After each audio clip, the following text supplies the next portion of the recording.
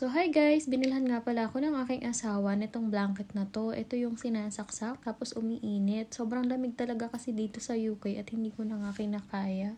Bali una nga kaming nakakita nito ay sa kapatid nga niya at sabi nga ng kapatid niya ay maganda nga daw ito at umiinit talaga. And then after ng 1 month, nakita rin namin na yung asawa ng kapatid niya ay meron din nga nito at ang sabi nga niya ay bilhan nga din daw ako para ako hindi lamigin. Nung una nga, ay sa Amazon naghahanap ang aking asawa at sabi nga niya ay hindi niya sure kung ito ay washable. Wala kasing nakalagay.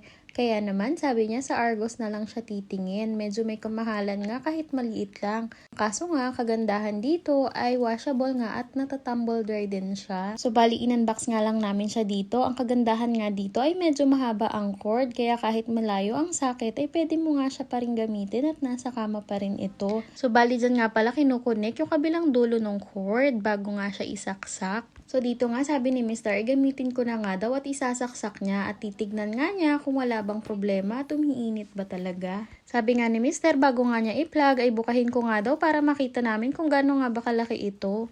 Sabi nga namin ay okay na yan, single size nga lang pala ito, hindi nga ganun kalaki pero medyo may kamahalan din. Habang binubuka ko nga ito ay nararamdaman ko na parang meron siyang maliliit na cord sa loob. Siguro nga ito nga yung nagpapainit sa loob ng blanket at feeling ko meron pa siyang isang sheet sa loob na feeling ko nga ay doon naka-attach yung mga wire. Sinaksak na nga ni Mr. para matry nga namin kung umiinit ba talaga. Kasi sa UK guys, napansin ko na pag bumibili ka ng electronic devices o kahit na yung mga pinaplug lang, hindi nila ito tinatry kasi nga sabi ni Mr. ay guarantee daw ito na gumagana. So balikan nga lang pala yung controller, dalawa nga lang pala yung pipindutin dyan sa screen, ito yung temperature, pati na rin yung time, tapos may on and off. So yun lang muna for today's video guys. Thank you for watching. Bye!